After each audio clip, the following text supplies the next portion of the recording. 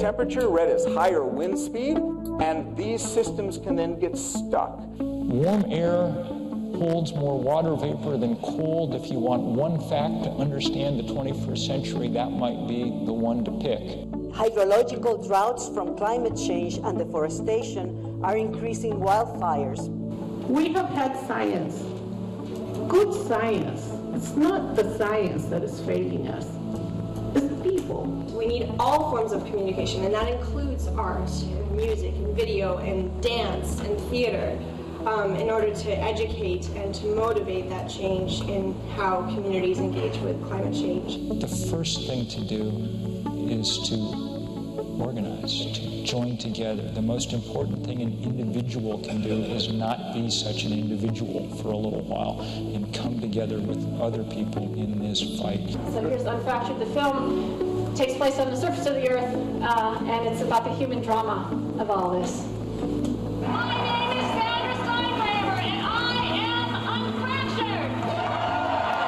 We have a permanent ban on fracking now in New York. We're at the point where we need to take action, and we need leaders to step up to do this. And so one of the things, one of the movements on campus that the students have put together is to get not only our campus, our university, but we should get local and regional governments to commit to the Paris Climate Treaty and to divest from fossil fuels. And we're signaling that University of Michigan is stepping up in a whole new way to work with our partners on and across campus, as well as off of campus, to meet the many aspects of the growing climate crisis. Dr. Michael E. Mann is a scientist, author, and outspoken advocate for the role of science in influencing policy decisions. He is one of our nation's leading voices in the battle against climate change caused by human activity.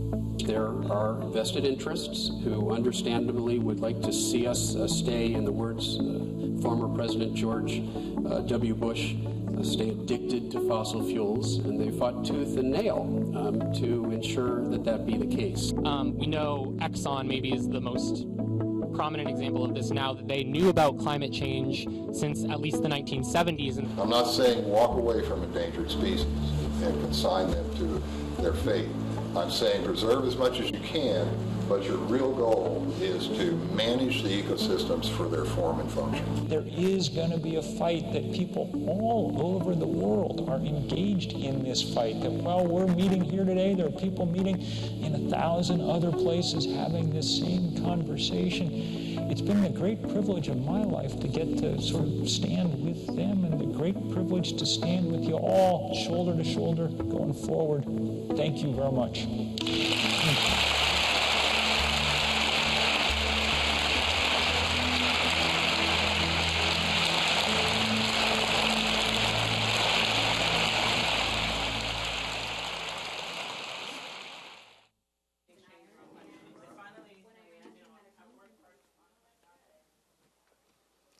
Hi everyone, I'm Malvika Sahai.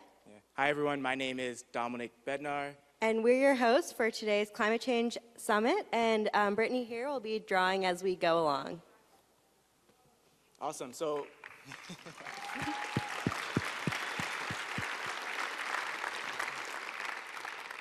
what you all saw here was a snapshot of our climate action events that happened here at U of M's campus earlier this month. It was an action-packed, week-long symposium called Michigan and the Climate Crisis, inspired by the University Bicentennial and the Forward View of Michigan. Google Michigan and the Climate Crisis to see the full videos. It's clear that we need to take action on climate change now, and you can actually follow a lot of the efforts that have been going on at #UMClimateAction, like Brittany has up on the board there, and we encourage you to continue talking about this conversation over social media with the same hashtag. Yeah, and we're very much thrilled that you all are here to join in the fight and help us move this forward. And that's why we're here today.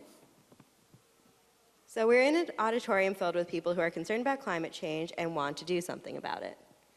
Together, we can make a huge difference. And it starts today, and it'll continue. And mark your calendars now for January 18th, same time, same place, where we'll be continuing this discussion.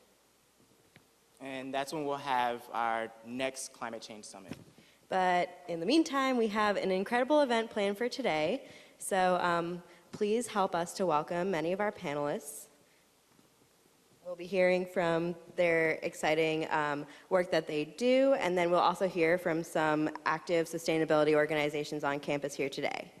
So without further ado, coming to us from Washington, D.C., we have Ben Bunker, who's the CEO of the Global Bright Light Foundation and a Michigan alum from class of 2012.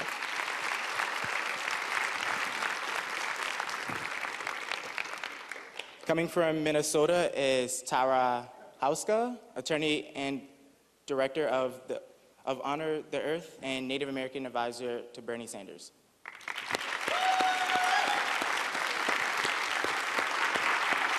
From New Haven, Connecticut, we have Angel Su, who's professor and director of Yale University's Data-Driven Environmental Solutions Group.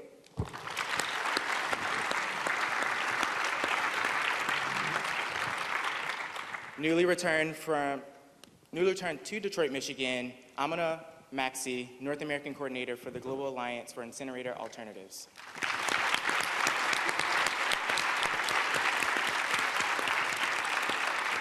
From Atlanta, Georgia, we have Kate Parker, who's a meteorologist for weather.com.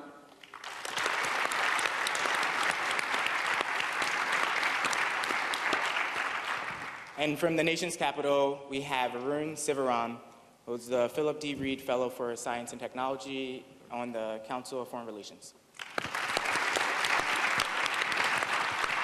Great turnout. And from New York City, we have Shawnee Watkins, who's the community manager for the Solutions Project.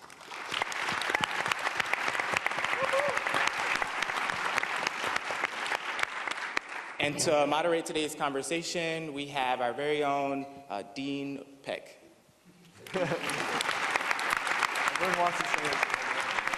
Let's get another round of applause for our panelists today, and Dean Peck, the stage is yours.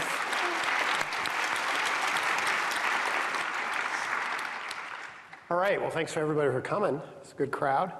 And we've been doing a lot on climate on this campus ever since I've been here. And it's wonderful because it all started before I arrived. And as a climate scientist, I was like, we got to get more climate stuff. And all of a sudden, wow, it's already happening. So it's wonderful to have you here because I think one of the really key things is my generation and the ones who came before me were the ones who created the problem of climate change. And well, you know, whether you like it or not, you guys have to solve it. No, we all have to work together to solve it. And obviously we all have children and grandchildren and things too. But it's not going the way we want it to go. So I want to start a conversation here.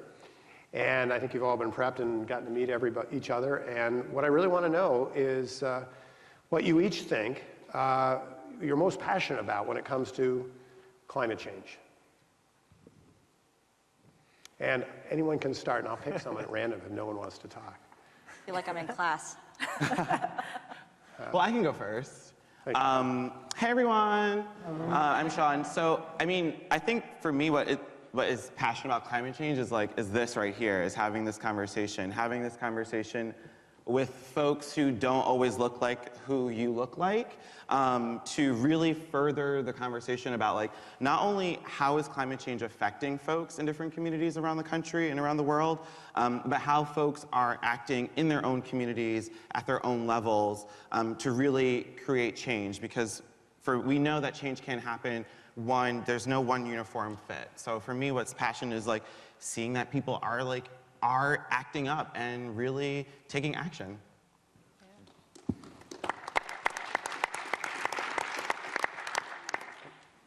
To echo somewhat of what Sean said, for me, what gets me the most passionate about doing this work has been working with frontline communities that usually are the folks that really are on the front lines and bear the brunt of a lot of that impact of climate, like pollution, and a lot of environmental justice communities. But not only that, in working to kind of reduce greenhouse gas emissions from specific facilities and doing that kind of work, I think the work that really excites me is being able to see communities being really resilient and coming up with really great solutions, pushing for zero waste, creating composting, cooperative businesses, growing their own food locally, doing what they can within the confines that they have and the different resources they have available to kind of build strength. And so I find that really inspiring, and that's kind of what has led me and guided me through a lot of my career and work. I think for me, the human aspect is so important, and I think everybody's kind of on the same page with that. But aside from sustainability, I feel very strongly about mitigation. As a meteorologist, I have been there as people have died in natural disasters, and those are getting worse. And more people die in flooding in this country than anything else, natural disaster-wise, and that's an increasing risk. So how do we communicate the steps that need to be taken to mitigate those results? How do we get people to build in areas that are safer and build safer homes? How do we help people and communicate that this natural disaster is linked in X, Y, and Z way to these actions? So mitigation and humans and that component of being on the front end of the disaster rather than cleaning up after the fact is something that really drives me to try and translate the great science and work that you guys are doing to the general public on a regular basis. And I'll say on mitigation, Kate, I completely agree. But to mitigate climate change at a global level is going to require an energy transformation at the scale and speed we have never seen in the world before. And doing that, what I'm passionate about is figuring out the way to do that through innovation. We do not have the energy technologies we need today to achieve a decarbonized world. In order to get there, we're going to need to invest heavily in innovation across different technologies, be they renewable energy or non-renewable clean energy. That's what I'm passionate about. I study it in science labs, in the business sector, and in public policy at the Council on Foreign Relations. I think all three strands need to be intertwined to get new technologies off the drawing board and into markets. And Varun, just to add on to that, so the work that I'm doing right now is really on the front lines. So we're working in very remote rural communities in Latin America who don't have access to electricity. And for us, I totally agree on the innovation side, but there are technologies out there that if scaled appropriately, and by scale I mean meeting the needs of the people that need certain things. So for example, they want to transition from kerosene to solar. There are technologies out there, and there's a lot of distribution work that needs to be done to get them out. So I think innovation definitely is a piece of it, but it's also taking the solutions we have and moving those out into the field faster through innovative distribution methods as well. So I'm going to be the data geek in the room and say, I'm passionate about solving the climate crisis with data and information. So one pixel, one data point, one number at a time. So even though scientists with 99% confidence agree that climate change is real and that it's human-made, we don't have the same level of consensus amongst policymakers and people who are actually managing these issues on the ground. So why is that the case? Why is there this disconnect where the scientists agree, but then the policy is totally scattered and across the board, and there's not enough action that's happening? So this is the core of the work that I do. So how do we translate that data and information into usable knowledge? And so as an example of where I'm coming at in this work, IBM estimates that 90% of the data that exists today was created in the last 2 years, but yet only less than 5% of it is actually being utilized. So most of that information that's being generated by social media, through consumer behavior, through the internet and mobile smartphone apps is just somehow getting lost, and it's just generating more noise. So how can we really distill that signal that resonates with policymakers? And so that's what I'm most passionate about. So matching the innovation, the weather, the local communities, how do we actually match that information and translate that and provide a narrative that motivates people and get them acting?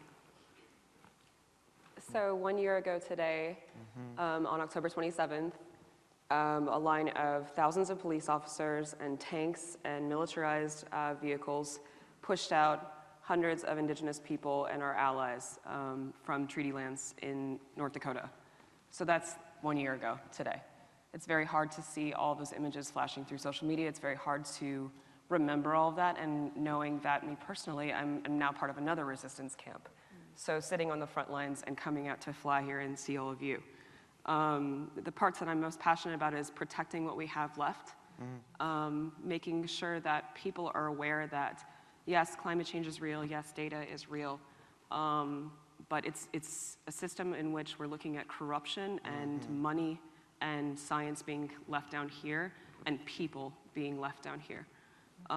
So the parts that always get to me are looking at a community that is incredibly oppressed and has been left out of a conversation for hundreds of years, and that community leading one of the largest resistance movements in decades, and inspiring people around the world to do something about climate change, to care about our environment, to care about human beings, and to see, small-scale solar in tribal nations. I mean, we're these little tiny remote communities, but we're still trying to make change and show people and show the world that we can do this together.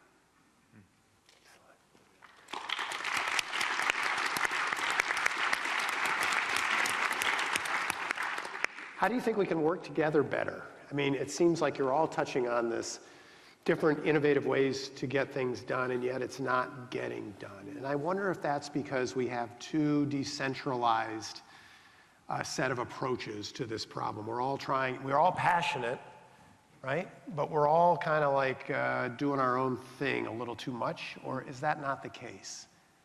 How can we move things faster? So I was going to say that I think there's a disconnect between the science and the communication of the science.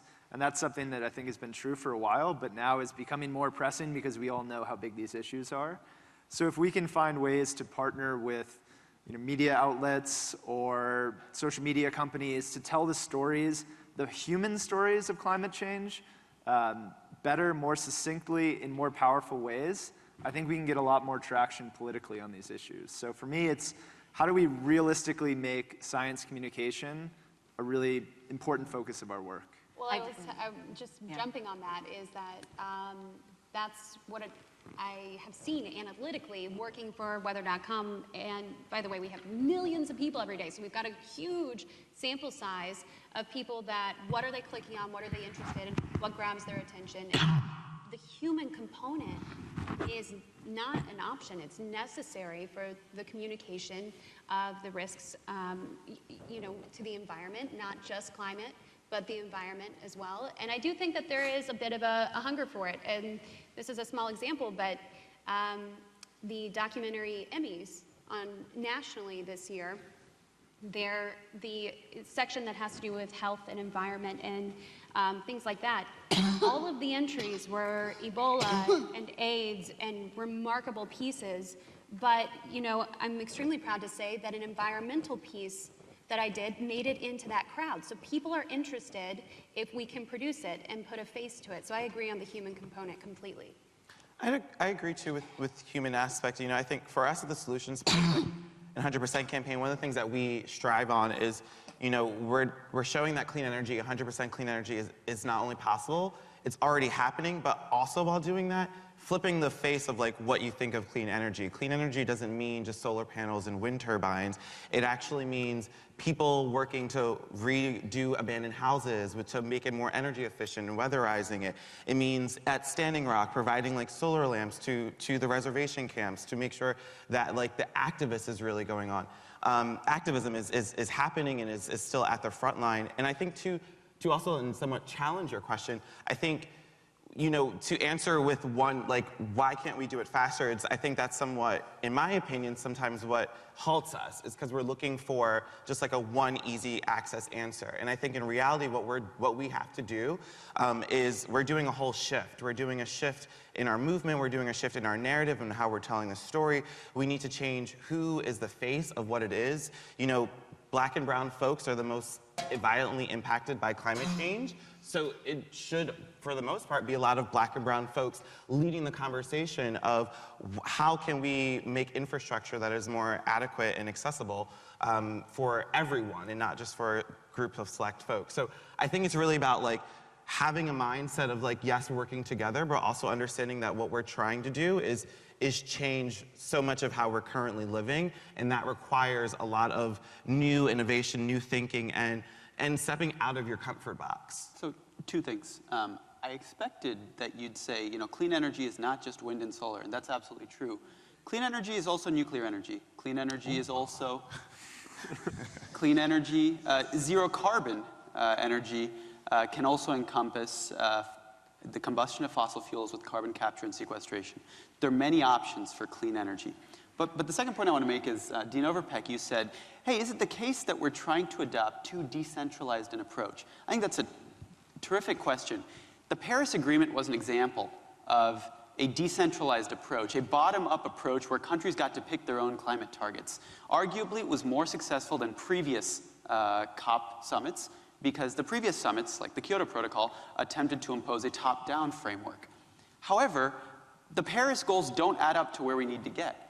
Allowing this bottom-up decentralized framework did not get us to pledges that add up to limiting climate change to 2 degrees Celsius.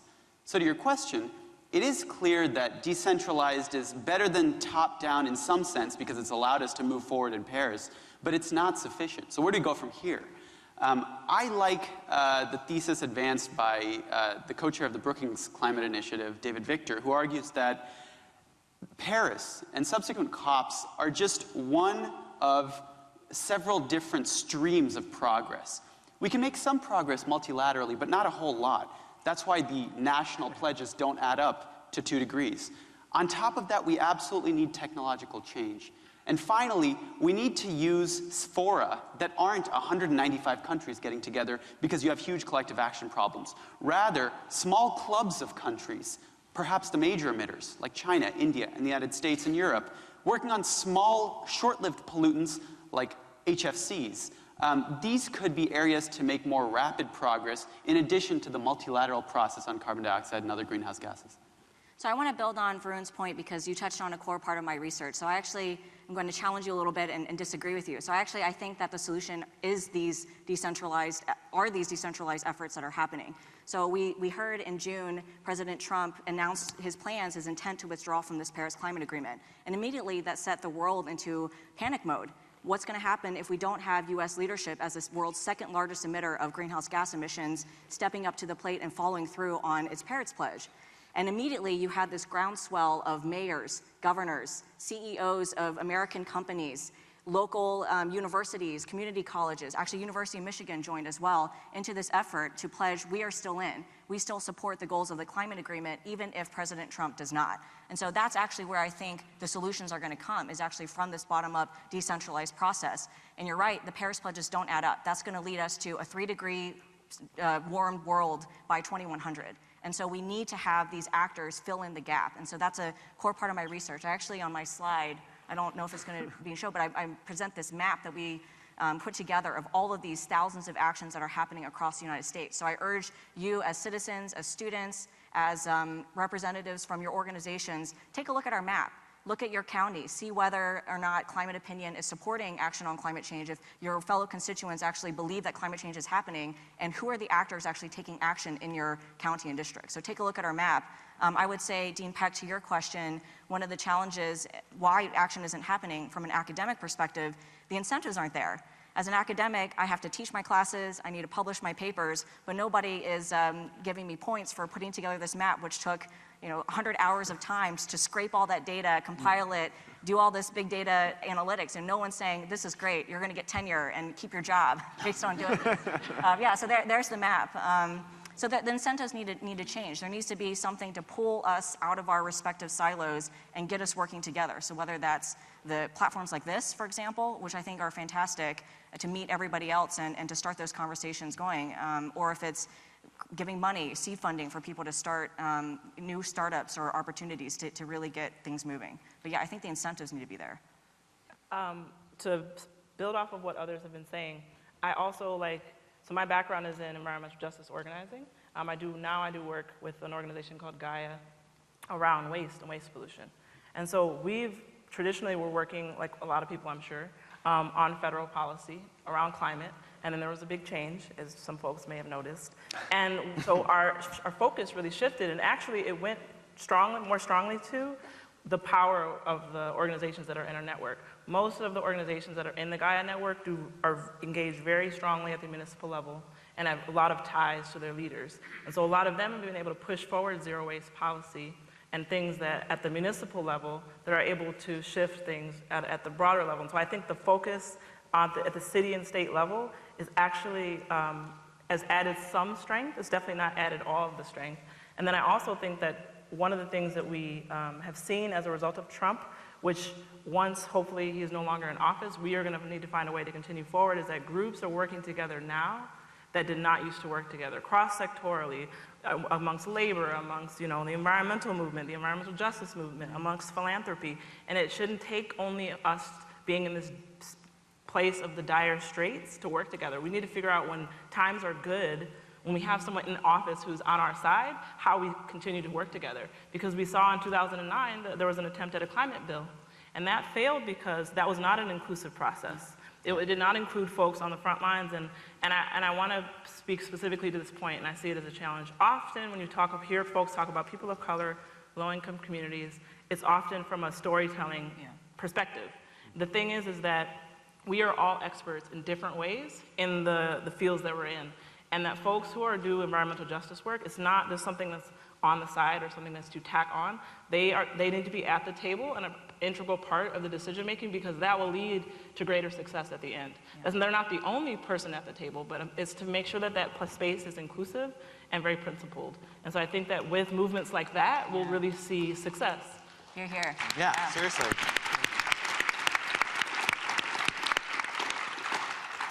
I think, Trump, I was very sad that Bernie didn't win. Is anybody sad that Bernie didn't win? I mean, seriously. But Trump is the greatest killer of apathy, I think, that we've seen in a really long time. He's forced all of these conversations about the Paris Climate Accord that maybe people didn't even really know what that was before, but seems like it might be a big deal that climate change is really happening. I definitely really appreciate your words, and I think, we're seeing a lot of people in this kind of dire straits coming together, being forced to come together, and also recognizing at the same time, these impacted communities that are on the front lines of this actually have thoughts, besides just storytelling. It's actually very, very important, and thinking outside of the box. So, I spent most of my morning this morning actually going back and forth with several green groups. We've been focusing heavily on divestment, so following money again. Looking at money as ways to pull, funding out of these projects. And it's been highly successful. I mean, you're talking a grassroots group of people who has almost no money, going around, meeting with these bankers, meeting with investors, and to the tune of now we're almost at like $6 billion being pulled out of the fossil fuel industry. I mean, that's incredible organizing work. Just on the 23rd, we're looking at this globally, the Equator Principles, which is a set of documents that governs the banking industry and requires them to have human rights policies and indigenous peoples policies. We had 106 bank shutdowns in just one city in Seattle. I mean, that's a way to get this conversation going because it is so urgent. I think it's really hard to sit in rooms with people that are very well-meaning, but not looking at this like this is happening right now. There are people dying from climate change right now. I'm going back to a camp that's trying to fight, a massive 900,000 barrel per day tar sands line that they want to put through the headwaters of the Mississippi into Lake Superior. I mean, that's happening right now. So I really hope that people can recognize and come together and bring all of our knowledge and all of our skill sets to address this problem, because it's going to get worse.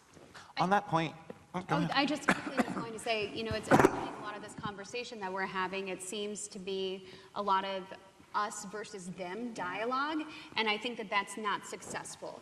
In order to be inclusive, we have to be inclusive as a whole country and reach across aisles and make this a nonpartisan issue. It is a nonpartisan issue. And whatever your tactic is, I found it successful to, talk a lot in tax dollars, your dollars and cents. Whatever your directive is, whatever your way of communicating on a level playing field is, that is going to be, I think, where we find a little more success. Because if we stay in our own echo chamber, we're not going to get the entire country on board.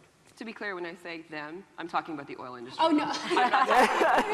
I'm just saying in general, this is a general problem whenever we talk about, us having all of our little different parts and coming together and reaching across, the aisle on this topic and not staying on whatever side you feel comfortable is where I think we can move towards success. I definitely agree that, this is a problem that takes both sides, however you figure on that. But I do think that there is, back to the point about groups working together that before wasn't, before I was at Solutions Project, I worked for an organization called Green Faith, which is organizing around faith communities around the world, which in itself is somewhat of a niche kind of organizing group. And to see the way that conversation now is included and brings people together, there is something that isn't being so spoken here, but there's a lot of healing that has to be done as well in these conversations. The conversations that people are now having together, Big Greens, and when we say Big Greens, these are groups like Sierra Club, 350.org, Greenpeace, with more frontline organizations. So, ones like Gaia, ones like Solidarity in Highland Park.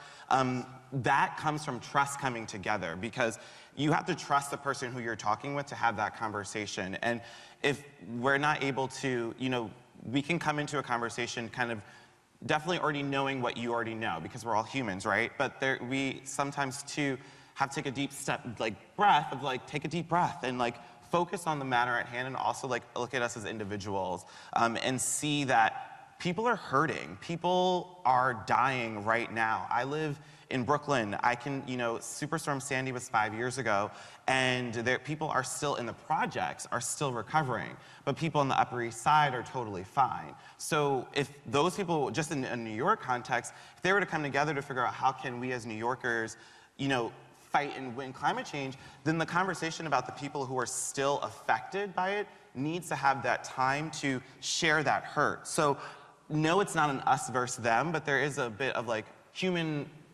integrity and human compassion, where those who are hurting need to be able to give their time to share what's going on and to be heard and not to be spoken over. Yeah.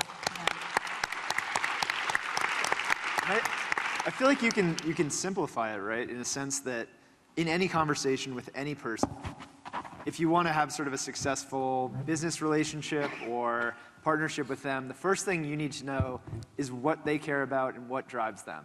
So when I think about these conversations, going to someone who may be conservative politically, but maybe for some reason, let's say with energy efficiency being an example, they really care about preserving their pension.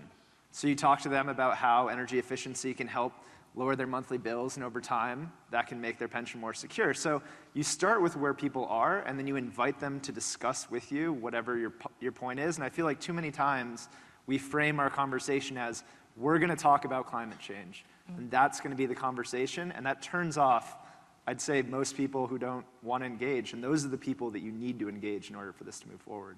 And Go ahead. No, you go ahead. I do want to make the point that much of this conversation has centered around what are the right strategies to convince people who may not share your point of view, or to communicate more broadly. And that's absolutely an important discussion to have. But we need to make sure we also cover the topic of what it is that we are communicated. I do not believe the answers are as simple as some folks may want you to believe. We do not know actually how to solve climate change. Decarbonization is an extraordinarily complex problem. And when I see pledges, for example, for 100% renewable energy coming from local governments, I worry that you may be doing more harm than good. And as a result, I want to spend as much time on trying to understand what the correct pathways are for decarbonization, so ones that are actually plausible. And then, once we figure those things out, then figuring out how to communicate them well. But putting the cart before the horse, communicating that, climate change is happening now, totally agree. We should be doing something right now, totally agree. That thing that we should be doing right now is 100% renewable energy. Not so sure I agree.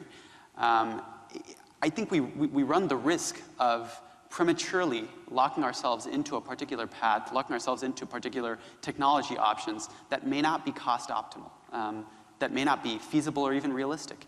We've got to be careful about what we are driving toward. It is complicated. And Kate's point about an inclusive dialogue, we need perspectives from all over the conservative and liberal side of the spectrum in order to figure out what that correct path is.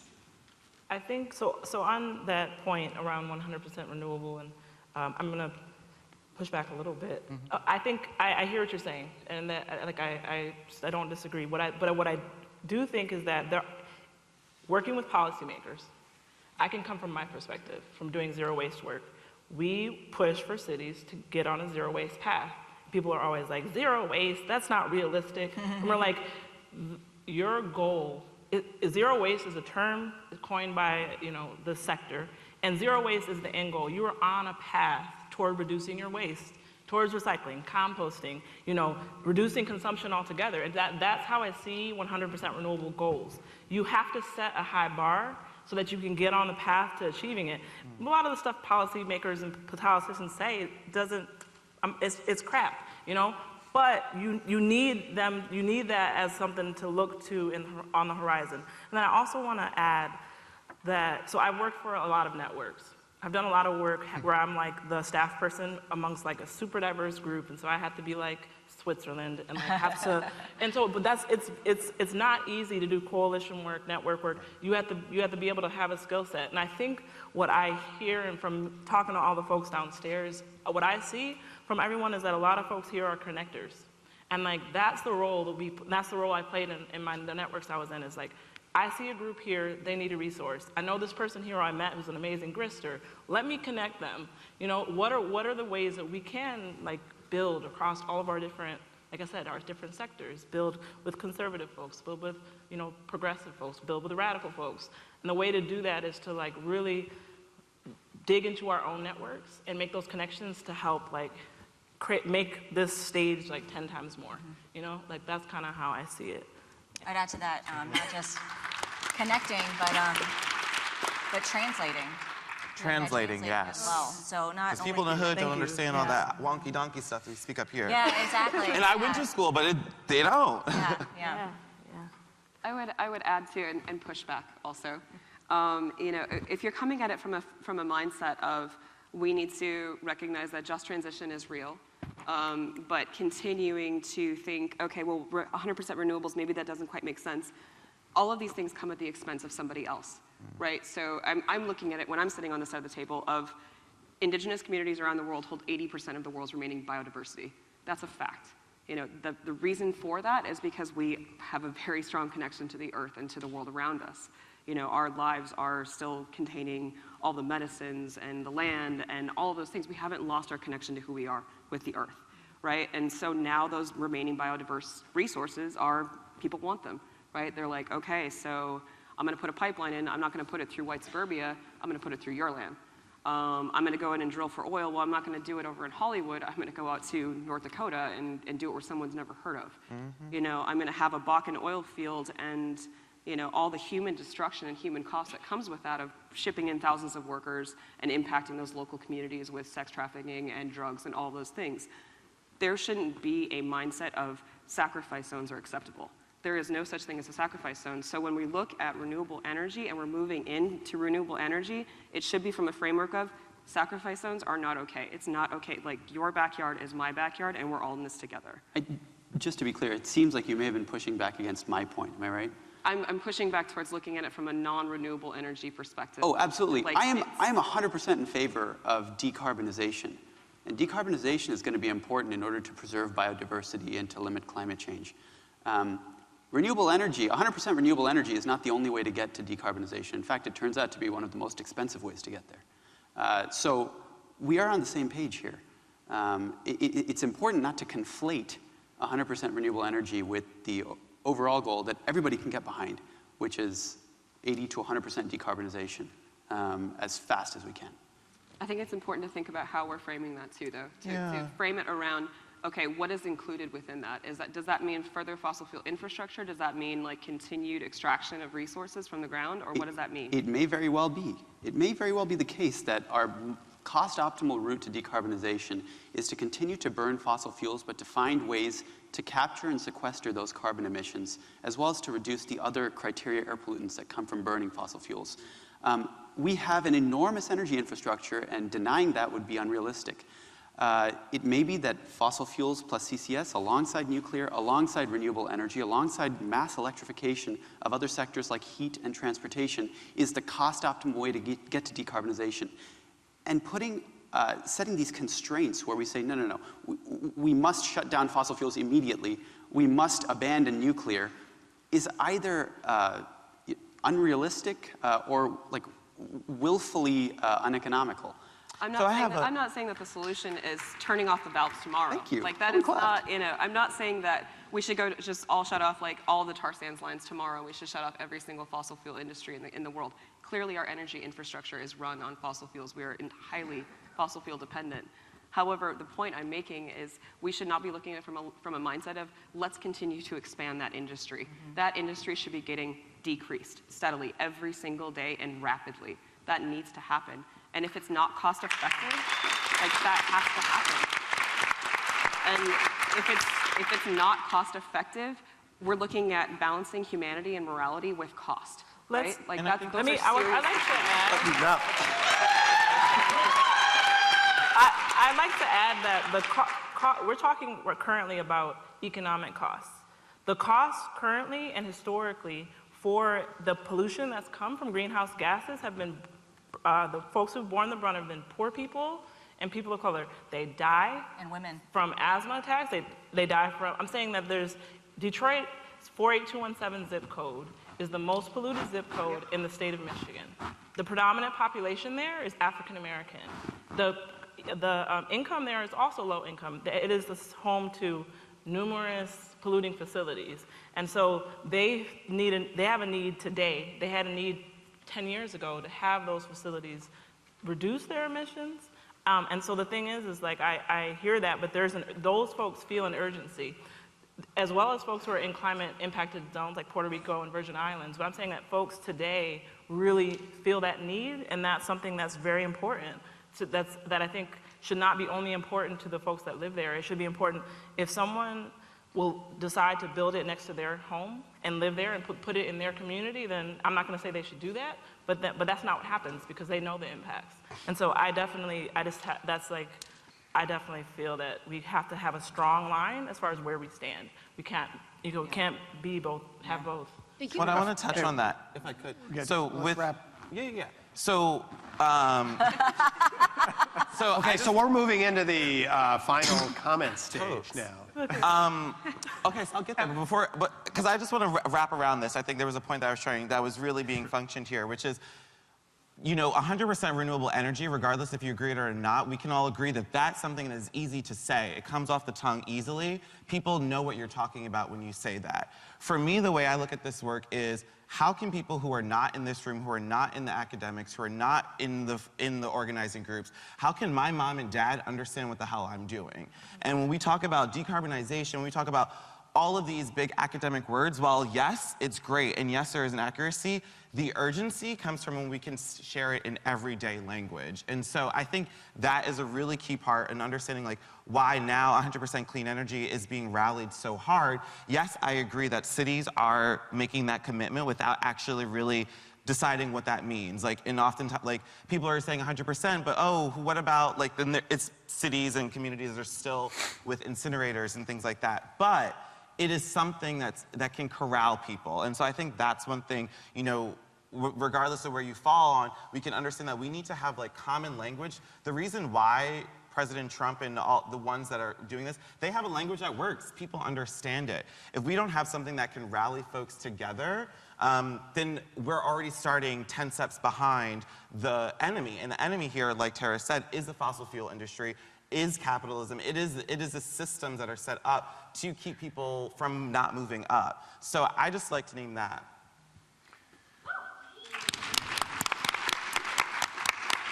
Why don't we keep going around, and I think final words. That is the final word. Excellent. A very powerful final word. If you want to say another one, I'll let you do it. But I'm going to get in trouble. But why don't we just move around, and if you think at the end you need another final word, I think that's perfectly okay, Sean. These are powerful messages, and we want to make sure they're heard. Rune? Absolutely. And I think I have a slide up, if we can bring that up. Again, I want to echo Kate's point of inclusive dialogue. I do not think capitalism is the enemy is going to get us there, but I'm happy to talk offline about it.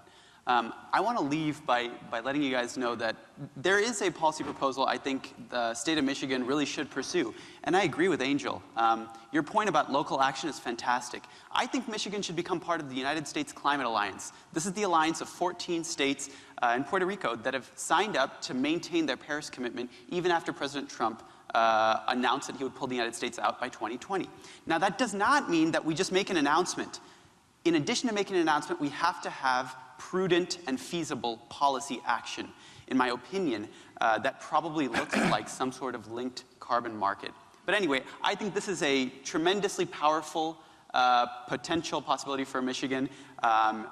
It would encompass nearly 40% of the United States population, $7 trillion in GDP, the third largest country in the world. If you counted just these states, it would be a great idea. U of M will help make that happen. Kate. My final thoughts are twofold, and I kind of want to leave you with some encouragement in ways that I think might be helpful in your community.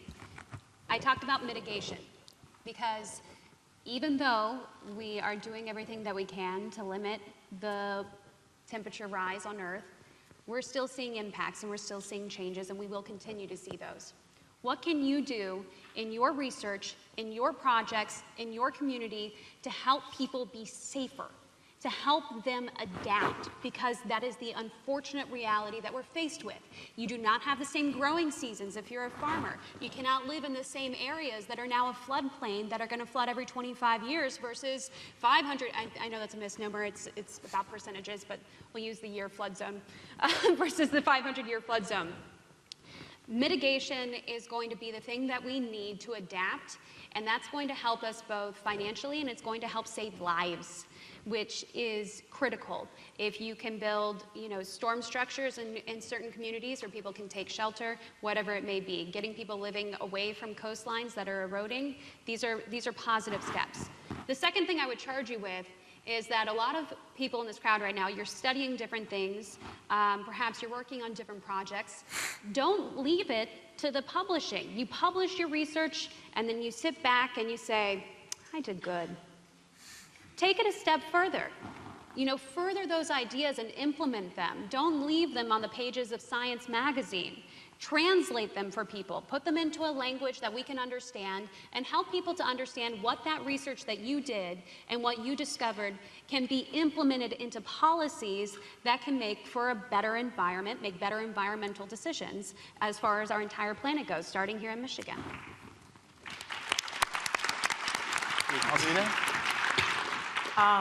So my final word, I'm going to speak to both the need to take individual action when it comes to the contributions we make to climate change, as well as the systematic contribution from a zero waste angle, because that's what I do, talk about trash.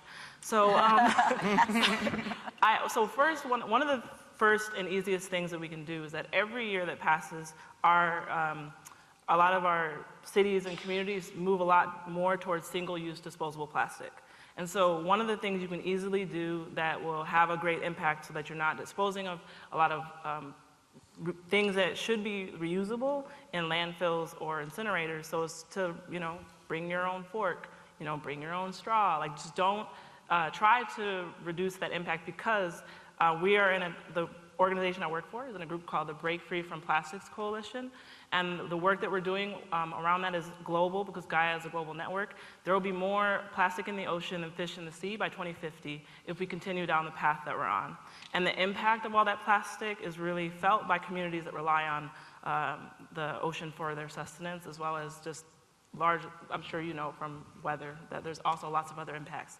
The second thing I'll say is that really to not only take individual action, but to really get involved in with your government. If it's with your city council or if it's at the state level, you should be actively pushing for zero waste in your city. Do you know if your city has a zero waste goal? I know Ann Arbor does. Ann Arbor is a great leader. But you should really push your city to say, we want to move towards 50% zero waste by 2030 or 2025. And so those are things that will really aid in reducing climate change, because landfill and incineration, like I said, both have greenhouse gas impacts. Landfill through methane, and incinerators through their carbon dioxide emissions. So just to get a little nerdy about it, that's what I would leave you with, and also to just thank you all for coming today. It's been a really great conversation. Angel. So I just want to echo what Tara, Amina, and Sean said. I think absolutely we cannot be complacent in accepting the current energy infrastructure and the fossil fuel industry's legacy on our current carbon emissions and the current state that we're in with respect to climate change. So in my freshman seminar, I teach a unit on path dependency and this idea of lock-in. And so I probably will be run off the stage for saying this, but part of the reason why we're locked in to the current emissions trajectory that we're in, we're not able to decarbonize as quickly as we need to, is because of the auto industry. And that's established the U.S. onto this path of highways and car dependencies. And I mean, the other day I was going to a wedding in Philadelphia and we looked at the price of Amtrak tickets. It was going to cost my husband and I $400 to get from New Haven to Philadelphia. To rent a car, $85 for the entire weekend. So which choice did we make? It was obviously to take the car. So I mean, we have to demand our legislators and our local governments to insist on having a trajectory and a path that is zero carbon, low carbon, and we can't simply accept the current status quo. I mean, I think that that's the worst part, and the reason why we're failing on climate change is our own complacency. So yeah, I need to be better. I need to just stomach it and pay the $400 for Amtrak next time, and to make these choices on an individual level, and then just to not accept the current status. Thank you. Sarah. So earlier I said that the solution is obviously not turning off the tar sands lines tomorrow, but the solution should be that that we are taking off the tar sands eventually, right? That we are stopping it at the source, and that should be our end goal. And yes, capitalism is a very destructive force for many people, and we are complacent and we're stuck in these systems. Yeah. That's why we're in the place that we're in right now. There are substantive things you can do. I get asked again and again, how can I help? How can we help your community, your remote community? How can we get to you? I would question, where is this university banking? Questions like that, those things actually matter, right? They listen to money, and it's amazing what just a little group of people can do. I got to question Enbridge directly the other night at a public hearing about their recent losses of credit facilities, and they got visibly uncomfortable, I mean, that was it feels good. But at the same time, those are real things. Those are actual substantive actions of us working within these systems that are so broken, but still trying to achieve change. Another piece of that is always looking at, what is the history? What's the truth of this place? What is your connection to the earth? Remembering who you are as a person and educating others about it. It's my understanding there was actually a burnt lake burnout, is that what it's called? And that was a forced relocation of local and indigenous people here. It's always important to acknowledge whose land you're on. We are on indigenous land right now. And to recognize that, we're part of this and we all need to move forward together. That's so important, to move forward together and make a change. There are things you can do, and let's be inclusive and not be complacent, and fight against the Trump machine that's happening all over the world. Thank you. And so how many students do we have in here right now? Wow. Ayo. Everybody's a student, right? Yeah. So I want to tell a little bit of a personal story about sort of my time at Michigan. I was here 5 years ago, graduated from what was then SNRE, which is now C's. Go blue. Gotta do it. But when I was in the end of my first year, I was looking to internship opportunities, and there was an internship available through the Graham Institute with Duke Energy. Now, for someone coming from my perspective, I believe in renewable energy. I've dedicated my life and my career to it. But I saw that as an opportunity to understand the system that was currently in place. Totally. And so Duke is a massive burner of coal, but they also do projects with renewables and wind in certain areas. So I wanted to understand how the system worked so that I could work from the inside to improve it. Now, that was only an internship. It only lasted for 3 or 4 months. But that led to me then becoming the CEO of Global Brightlight many years later.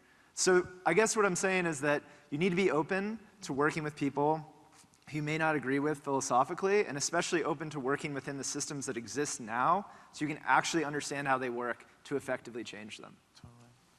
Thank you.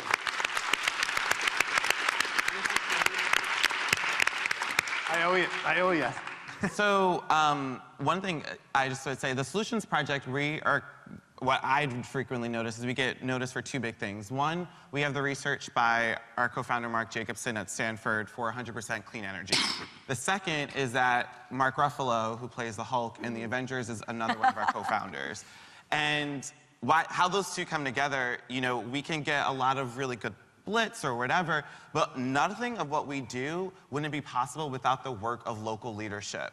You know, we have grantee networks that span across the country, you know, some here, that we are funding and investing in, and it's because of that work. Right now, California is only one House vote away from passing 100% clean energy statewide.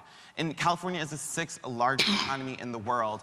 That wouldn't have been possible without the grantees and organizations like Asian Pacific American Environment Network, California Environmental Justice Alliance, these local groups that are meeting like we are here and having conversations to really figure out. So like what's been here, one thing I would really encourage is just get involved. Find, you know, whether it's getting involved in city council, city government, find a local organization, environmental justice organization, one where it's a diverse group of people where you can have a conversation to really figure out what you can do to like advance your community or just be more aligned with what you feel is a value system that you live personally that you would like your community to live in too. So that's what I would leave. Thank you. I suspect we're now behind time, but let's keep going. This is good.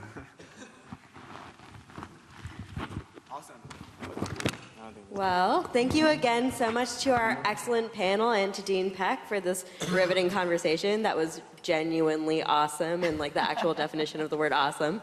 Now we're going to hear from some of the most active student organizations on campus. All right, so first up we have Climate Blue. If y'all please ask your question. And we ask the panelists to, if you can, just to respect everyone's time, keep it as brief as possible. If you have something to build on, obviously feel free to share. Well, hello, climate enthusiasts. Thank you, Dean Peck, and the distinguished panel, and everyone else who made this opportunity possible. We appreciate the time to speak. My name is Pierre van der Skaft. I'm joined here with the delegates to the Conference of Parties that will be traveling to the United Nations Climate Conference in Bonn, Germany in a couple weeks. You know, what is the delegation and what is the Conference of Parties? Well, as you can imagine, everyone in this world produces carbon. But not necessarily, but we don't necessarily produce it at the same rate. Some of us burn a lot more carbon than others. Some are affected a lot more than others, meaning that we need a global solution to a global problem. There's many dimensions, science, engineering, data, sustainable business, economic tools, behavioral health, advocacy, social techniques. But what we're focusing on is international policy. So how on earth does the international community figure these things out? We can consider it as possibly one major question is what is fair? Is that your question? What is? Oh, yeah. Well, it could be the question. We have a few more, but oh, yeah. Sorry. No. I misunderstood. No. We'd like an answer. What is fair? But no. But you know, but there's many dimensions to it. It's you know, who pays? You know, what is the payment? Is it money? Is it services? Is it you know, like which metrics matter? Is it GDP? Is it a combination of emissions? You know, respective of population. You know, and then finally, how do we get 197 countries to agree? This is probably one of the most difficult problems that we have. So coming back to to who we are and what we want to do is that we're a research and independent non-governmental organization, or as a RINGO, as we might more affectionately call, and we're always looking for new perspectives. So if anyone out here has ideas, please connect with us. We're going to be registered observers to ensure transparency. And we just want to maintain this two-way dialogue between the United Nations and the University of Michigan at Toll. We just want to figure out the best way that we can represent you. I'm going to hand off to Tyler Fitch right now, who's one of my who's a fellow COP23 delegate and the coordinator for communications coordinator for Climate Blue. Thanks, Pierre, and thanks to the panelists. Great discussion, really incredible. So what we do is we bring back the stories, the science, the policy from international negotiations, and sometimes the urgency. So we worked over the last couple of weeks with the Michigan, the Climate Crisis Executive Committee and Science for the People, and Bill McKibben and 800 other of Michigan's leaders in BEST to submit a letter to President Schlissel asking him to sign the We Are Still In pledge and commit to climate action. And this morning, he made that announcement. We are still in. Michigan is still in. And we're pretty excited about that. We think that's a message that action here and as students, as community members matters. So what we're going to continue to do is engage with the community through symposia, through writing, through blog posts, through engaging with media, just to continue the conversation. So that's a little about what we do, but to ask a question to you all, I think the question that is at the heart of what we do is what is fair in terms of international negotiation, and how should that inform what we do here in the States? Well, as I'm sure you guys know, the U.S. has been producing carbon emissions far longer than almost any other country. And we may be second in the world now, but we held that first place spot for quite a long time. So I don't know where that factors into the conversation about who owes what, but I do think that's an important point and a point of responsibility that we have to take as a country. The conversation about who owes what, unfortunately, is irrelevant to how this will play out. The COP conventions, the future agreements or how we implement the Paris Agreement will be based on what countries are willing to do, what technologies are available, and what is economically feasible. It would be great if we could allocate from a top-down perspective, this country should do this based on a historical emission. It's not going to happen. And there's enough international relations theory to tell you. I write about this on my blog at the Council's website. I urge you to look at it, Energy, Security, and Climate. And I sincerely believe that multilateralism has an important role to play, but it's only one alongside innovation, clubs, and short-lived pollutants.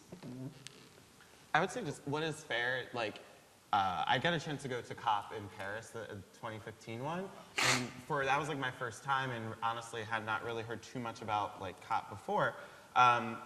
There's so much that happens inside, in the policy rooms, but there's also so much happening outside. So I would say, what is fair is sharing those conversations. So if you're not having enough conversations with someone that's not specifically there, from the U.S. to really hear what's going on, that's whether it's not about fair or not, but I would just consider that as you get a really awesome opportunity to go over there, and there's so many incredible people from all different similar here, different ways of how we come into the work. So really going in with an open heart to the conversation.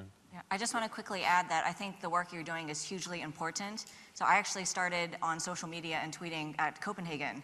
And so I think social media is such a great strategy. So I'd love to connect with you. And we actually have a whole delegation of Yale students who will be attending the COP. Love to get you guys together and share stories and network, and then also just be a larger army of, exactly as Sean said, ambassadors and the eyes on the ground to help translate what's going on in these normally closed-door negotiations to the rest of the public, because that's so important. And so I'm so happy that you're getting this opportunity, because it's really tremendous, and we need you to do exactly some of the things that we were talking about, doing the translating, doing the communicating, because it is so esoteric. What is a COP, right? I mean, most people think it's police officer, right? Not this climate conference of parties. So would love to connect. It's really important to bring, it sounds like what's happening at Yale and what's happening here is to bring it back to your classmates and your fellow folks at the university. And I've been to a number of COPs. I don't really go anymore. But very smart, very wise. I was listening to what you were saying, and I was a little bit. I would also encourage you to engage. I can't remember what the acronym spells out, but to engage in the Youngo space is for young people. I think that's a really important voice to bring into the space, youth voice. Okay, great. Thank you so much, Climate Blue. And next we're going to hear from Epsilon Eta. From who? Who is that? Epsilon Eta, and I might be pronouncing that last word wrong, but they can correct me. All right, hi all. My name is Lizzie DePentu. I'm here representing Epsilon Eta. I want to thank you all to begin with for your time. This has been really great. We are the University of Michigan's professional environmental fraternity. We are the first and only kind of that kind of organization here, and we're the third in the nation. It's something that we're trying to expand. We're actually on our way to become nationally recognized, which is great. So we are trying to prepare students here for post-grad careers in the environmental field. Something that's really cool that we do is, while we are a small organization, we pride ourselves in being able to bring together a group of leaders that can really make a difference on campus and provide resources for them in order to do that. A lot of the work that we've done in the past has been more community and local based, and that's something I think we're really proud of. Things like starting a sustainability after school program at the local elementary school. We had a panel last year on urban farming in Detroit, and we helped to organize the climate march last spring. So a lot of the things that we've heard about have maybe been more larger scale, so it'll be cool to hear about maybe how your ideas can maybe apply here at the more local level.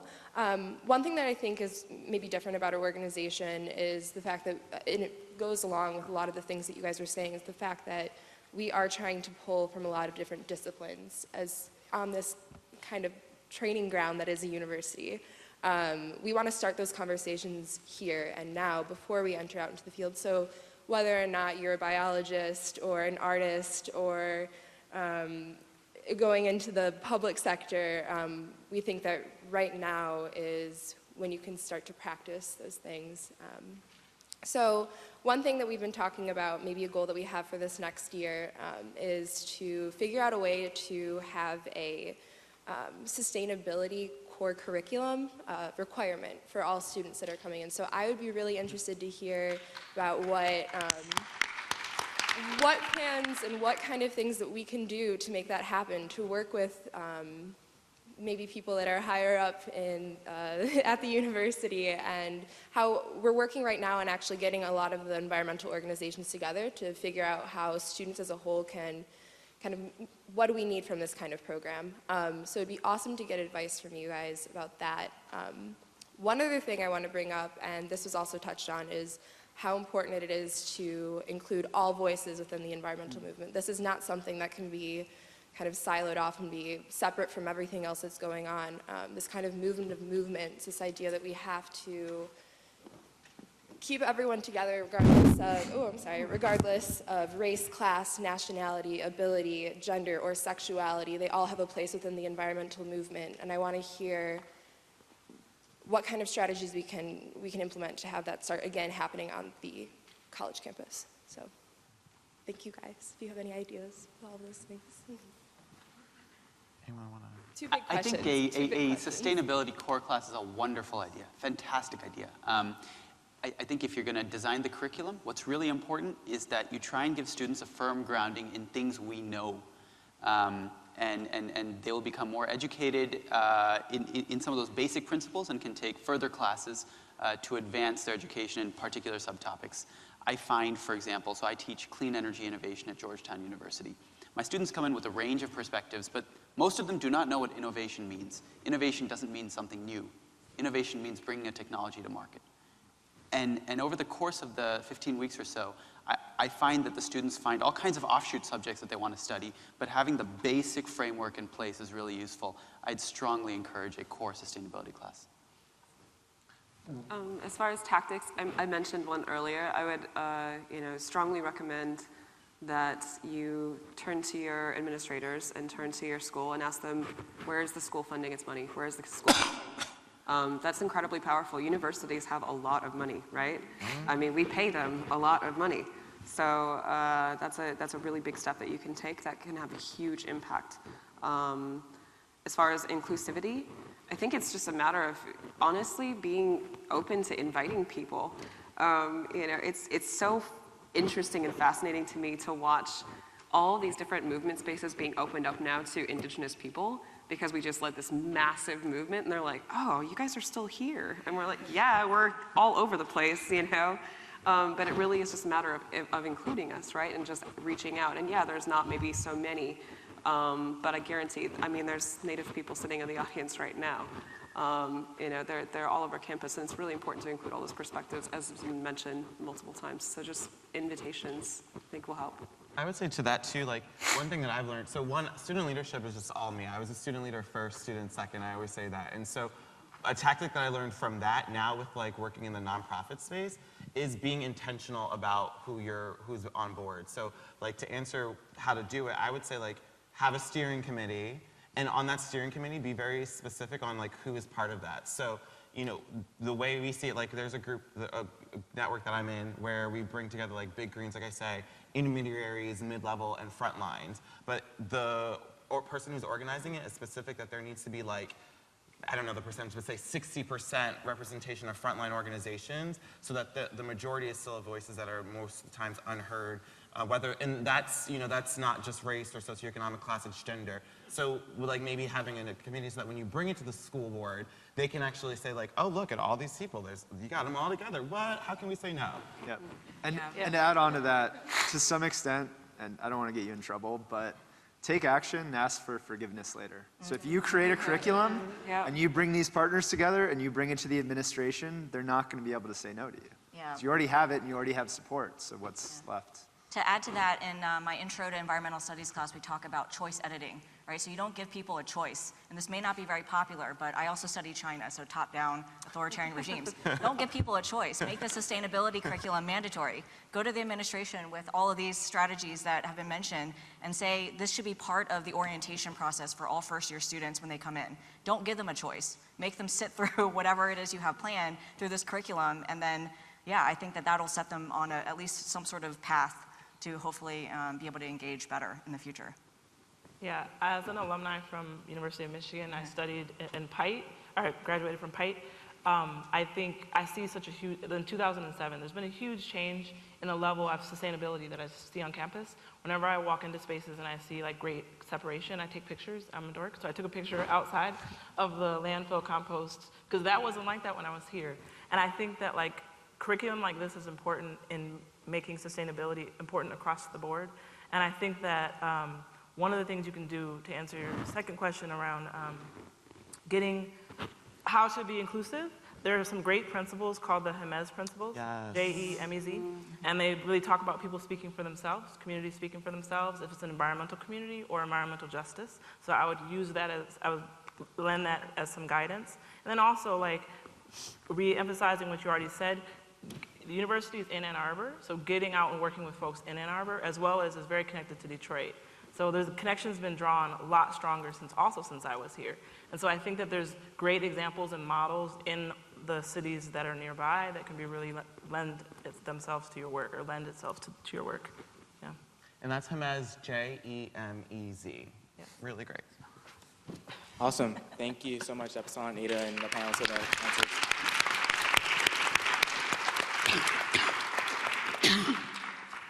So, is everything okay? So next we have Science for the People. You all can step forward, or? Students for Clean Energy. Yes, actually, we are Students for Clean Energy. Thank you all for having us here today, and I'm very excited to listen to your conversation. It was very encouraging. I really enjoy hearing all of these different perspectives from people across our country. That just really made me happy. So I would like to say Students for Clean Energy is a student-run organization that focuses on educating and advocating for clean energy usage here at University of Michigan and through our community of Ann Arbor. So like Ben was saying earlier, we try as our organization to understand both sides of the clean energy versus the dirty energy spectrum. So we educate ourselves and the people around us of the clean energy uses here on campus and of the not so sustainable usage that we have predominantly here. So we do that through 6 different teams. We have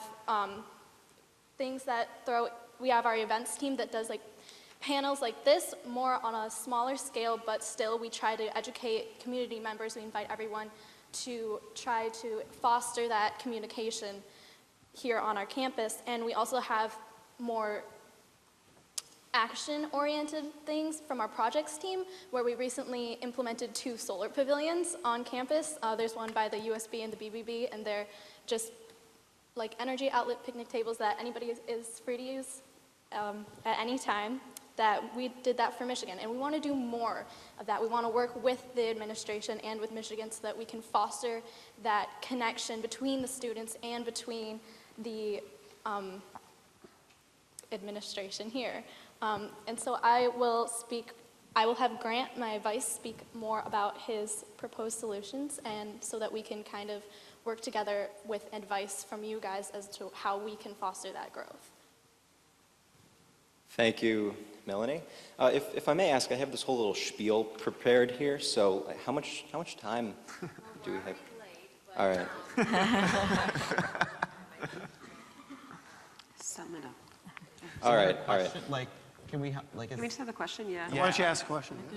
Yeah, sure. So essentially, we want to advocate for more renewable energy on campus. U of M currently only uses about 2% renewable energy versus some other universities that are far better on that percentage. You know, Carnegie Mellon is at 100%, UPenn is at 52%, Stanford 53%, Northwestern 50%, Drexel 100%, and Ohio State is at 17%, yet we're only stuck at 2% clean energy.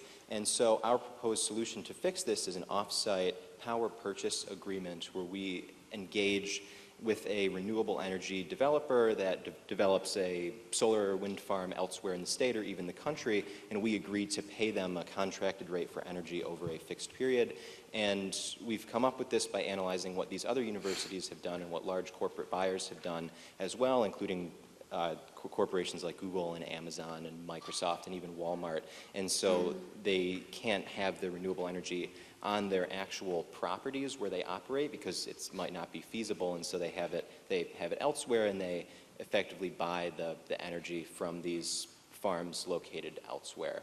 And so we want to do this, but we found that there's this tension that exists on campus between the hardcore environmentalists and activists who want to see a large renewable energy installation on campus, which isn't exactly feasible or cost effective at this time, and the more realistic type people who just want to leave it to DTE, which is our local utility company, to figure out. But DTE currently only uses 0.06% solar in their whole portfolio, which is not very good. And so I guess all of this comes to, we're advocating for this off-site power purchase agreement, which is kind of this abstract financial structure, but which could allow us to boost our renewable energy percentage. And our success in this kind of depends on bringing together the environmentalists and the realists. And so I guess what this comes down to is, what's your advice for bridging this gap? How do you think we can bring together the extremely ideological environmentalists, and we're all here obviously because we believe that fighting climate change is worthwhile, and that's an ideological sort of view. And so how do we bring that together with the people, including those at the administration, who are mostly concerned about cost and just want to see the numbers and that kind of stuff? And how can we sort of successfully align their interests? And then I guess more broadly, how does that fight polarization within our society? Because I feel like both sides are kind of getting siloed where they are, where people are becoming extremely intolerant of anyone who doesn't share their views. And so how can we bridge the gap at the university to help us succeed our goal of engaging in an off-site power purchase agreement? And then I guess more broadly, how does that relate to fighting polarization in our society? Okay, so I'll start here because I kind of talked about the nonpartisan issue.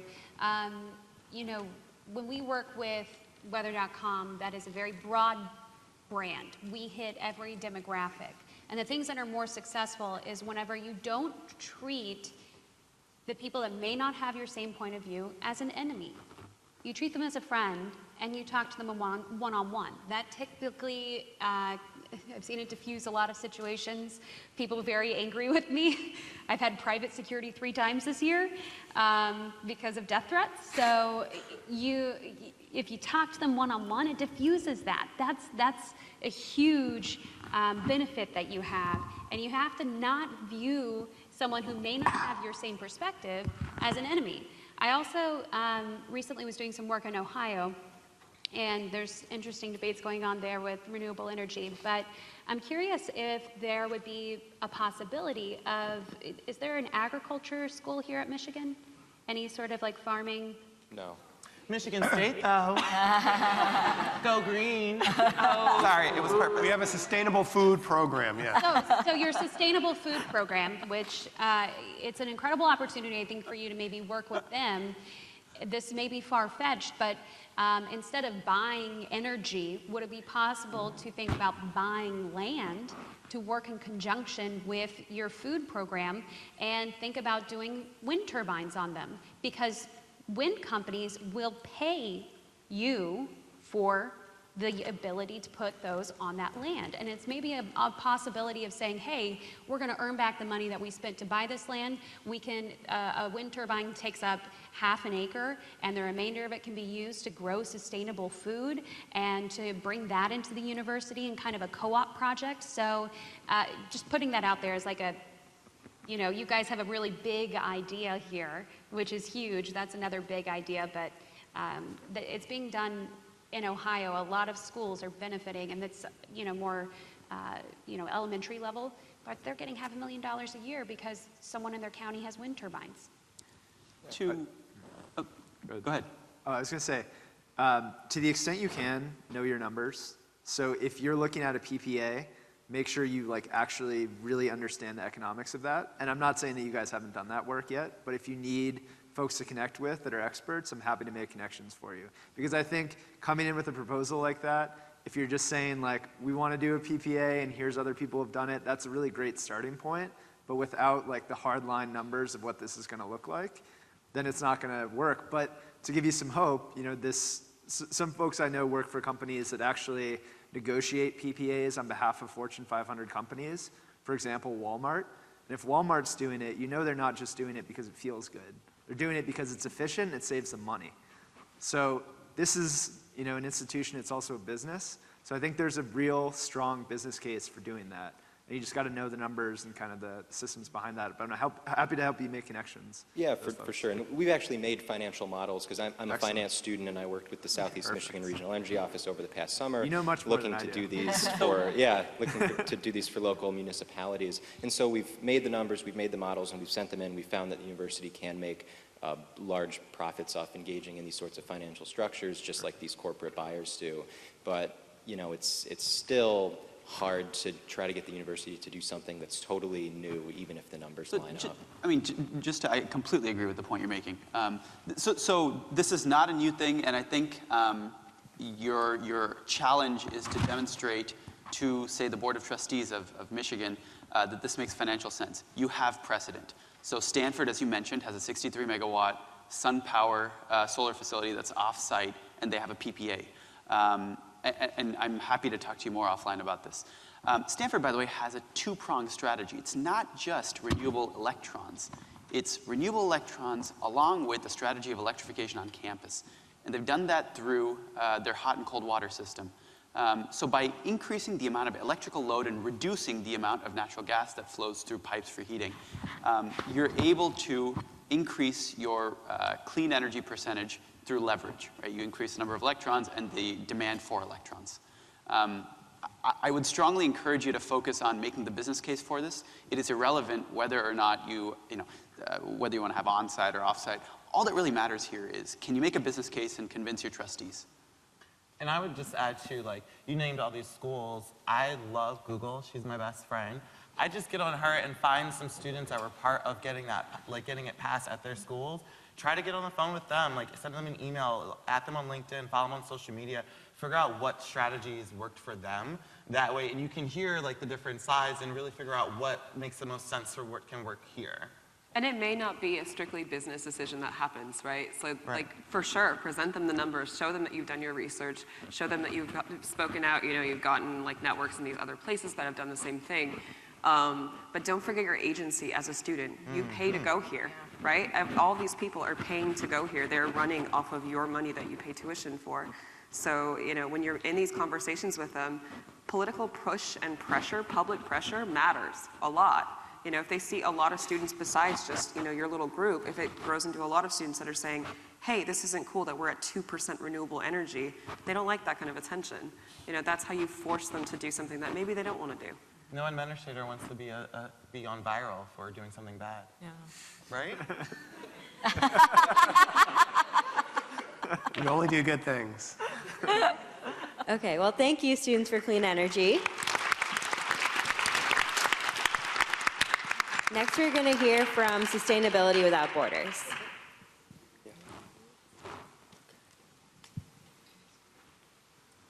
Hi, my name is Nathan Chesterman, and I'm here with Callie Vanderwild. We are here representing Sustainability Without Borders. First of all, just thank you for a great discussion. We really enjoyed it. So Sustainability Without Borders, or SWB, is a student organization that builds partnerships with communities and NGOs around the world. And we emphasize bidirectional learning experiences, and we collaborate with our partners on sustainable solutions to express community needs. We see the effects of climate change through the experiences of our partners, and so we work with them to adapt. But while climate change may present similar challenges to many of our partners, the challenges are situated within a unique cultural and historical context in each area, and so we seek localized solutions. So that said, in Liberia, we're working with an NGO to build a drip irrigation system, which will improve farmer resilience to increasingly erratic rainfall. In Peru, we're working with a farming community to build reservoirs to address water insecurity. In Detroit, we're working with Henry Ford Academy to implement an environmental education curriculum that engages 3rd and 4th graders with real-world challenges related to climate change. And this is only a small sampling of the projects we have going on around the world. So this work requires interdisciplinarity. Our members come from various colleges and departments across the university, and they bring expertise in fields like renewable energy, public policy, public health, community engagement, biodiversity conservation, mechanical engineering, to name a few. And at the center of our mission as a student organization is to provide U of M students with opportunities to be challenged by important questions in community development, sustainable community development, like how should we be engaging with communities? What are best practices for project design and management? And how can we evaluate our work so that we know we're having the impact that we intend? In terms of campus activity, we're building capacity of students here in Ann Arbor to engage with development challenges related to climate change. We bring in speakers to discuss international development. A shameless plug, for next Friday we have an event with American diplomat and 3-time U.S. Ambassador Thomas Miller. We organize volunteer days at our technical design space at the Botanical Gardens, at urban farms, and other hubs for community development in Ann Arbor and the Detroit area. We're planning a case competition in January to be judged by a panel of faculty and development practitioners. This will provide students with the opportunity to try their hand at development by designing a program to address a community's expressed needs. That said, our question for you today: what strategies do you utilize to engage with communities while respecting their autonomy and also to build durable relationships with those communities? So I can take a stab at this. So we do this a lot as Solutions Project. And a lot of what you were saying, I was like, that sounds so great, because it's about knowing your vision, but also listening to the audience. And so I think it's really like partnering with those local organizations and going in and having those conversations with, like, if you're meeting someone for the first time, don't try to present what you want. I mean, like in that first time, really like hear what the community is saying, like literally listen to that the process is being drawn with people together, not being presented and then, oh, we can do it. So that's the only thing I would say. Honestly, your work sounds so amazing that it sounds like you're doing good things. Thank you. I would say another, I work with tribal nations all over the country, and they're all different. There's 567 federally recognized tribes in this country alone. With all their own unique issues and their unique sovereign governments and their unique culture and position. So, just because I'm a Native person doesn't mean I can just walk in and be like, hey, I have something for you, do it this way. But I would say another tactic besides just listening, for sure, make sure you are listening and paying attention to what they think and what their issues are. But I'm sure there's probably at least 1 or 2 organizations that maybe have a little bit more connection and a little bit more of a relationship that you could partner with. So you're not just going in cold turkey. Like you have they're just like, who are you? You know what I mean? No one knows you, who are you? Maybe they do have a relationship with somebody else that you can partner with that's doing something around the same area. Thank you. Stop there? Yeah, we'll get on to the next one. Thank you, panelists, for your answers, and thanks to Sustainability Without Borders.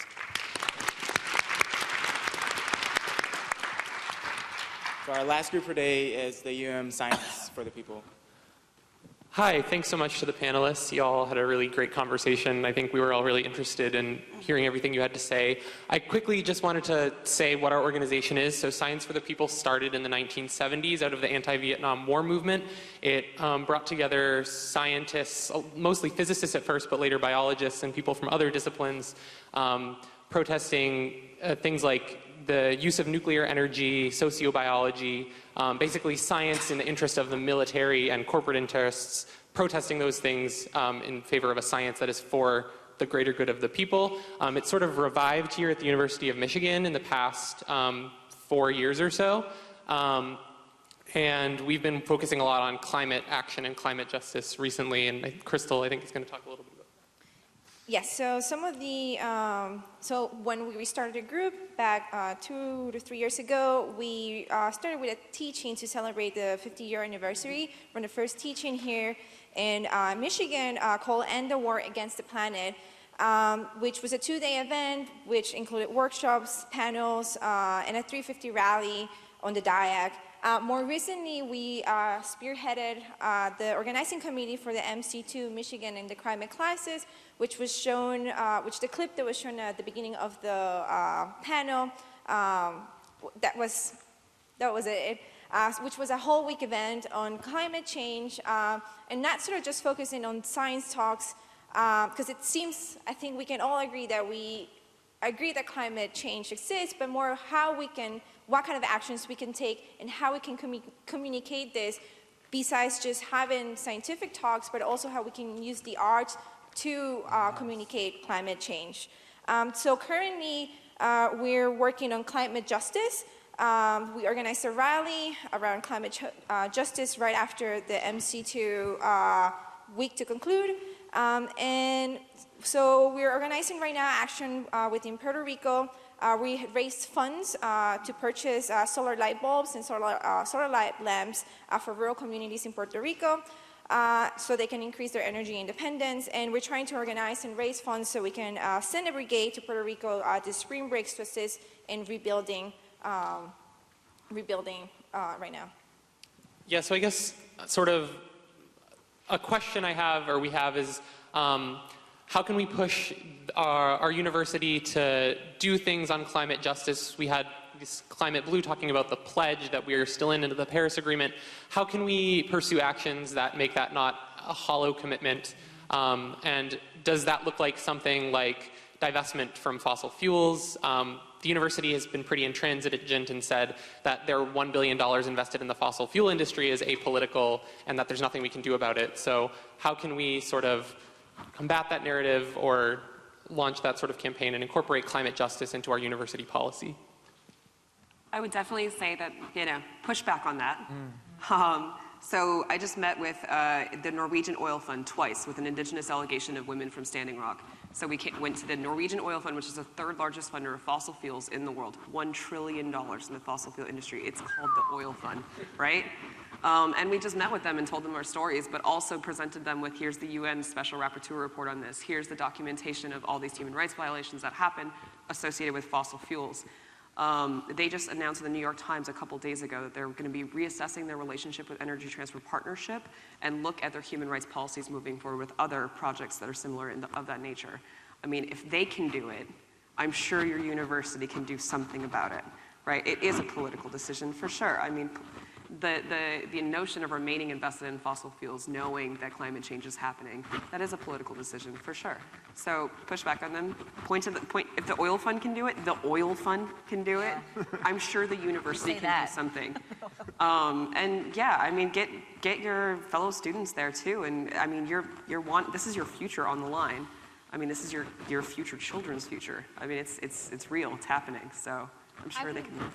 Sorry, can I just, it was what, I totally agree with what Tara is saying, and what you're saying also sounds very similar to what students at Yale were pushing for. They were pushing for Yale to divest, and ultimately David Swanson, who's our chief financial manager said, okay, well, we're not going to divest for these reasons, and he was pretty transparent about it, but this is what we're, as a university, going to do instead. And so they instituted a carbon charge program, so a cap on emissions across the university, and then actually forcing every department, every building on campus to develop a carbon inventory. And so they have to report on an annual basis what their emissions are compared to the university as a whole. And based on that trajectory, then they are given an allocation of emissions and then the charge to then actually reduce them. So I think that would be really innovative here on campus.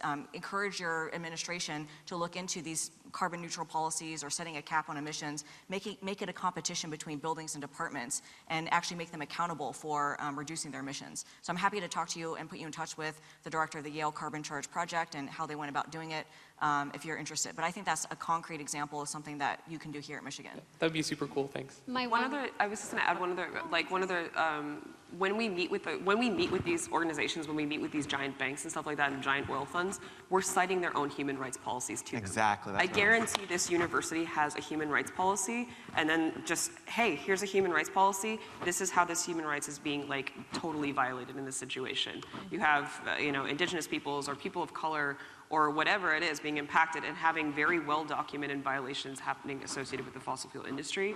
How does this comply with your policies? They really don't like it when you cite their own policies to them. There's a sign outside that I saw that says, "What does social justice mean to you?" What does it mean? The one remark that I would make is that I don't know a single history book or museum that features people that maintain the status quo.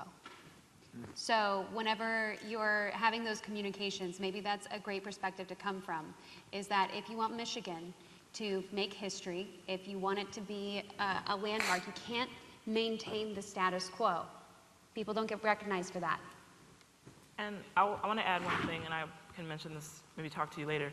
I think it's also looking at who are folks within the climate justice movement right now that are power players, that have the ear as well of universities that may not be students that you can talk to. I'm a part of a group called the B, the Building Equity and Alignment for Impact Initiative. It includes philanthropy, Kresge, the Mott Foundation, a bunch of groups that really see that the big greens, frontline community groups, and philanthropy have to work together differently if we're going to change anything. And it formed after the failure of the climate bill. And so I think that that type of a group of organizations that do work with students will be a group to be asked, can you help? What are some of your advice? Maybe sit down and meet and talk with you all as well as the university. I'm not a student organizer. I wasn't when I was here. So I don't know exactly, but that's one thing I can say. Thank you so much.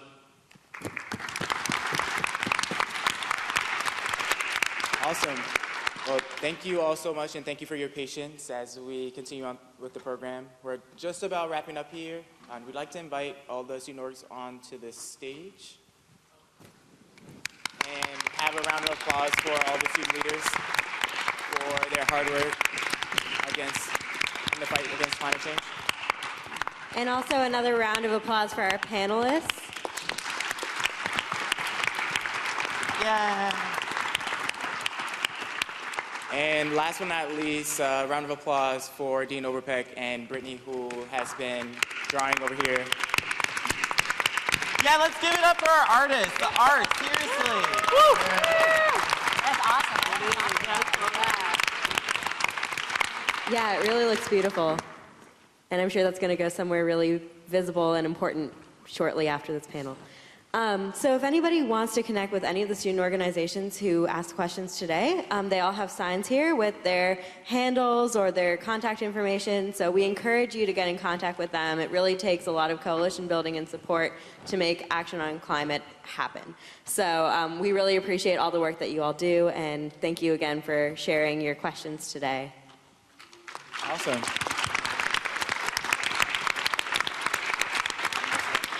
So that concludes our program for today. Thank you so much to everyone who stuck around for the whole time, and we look forward to seeing you again January 18th, same time, maybe same place, definitely, to continue the conversation.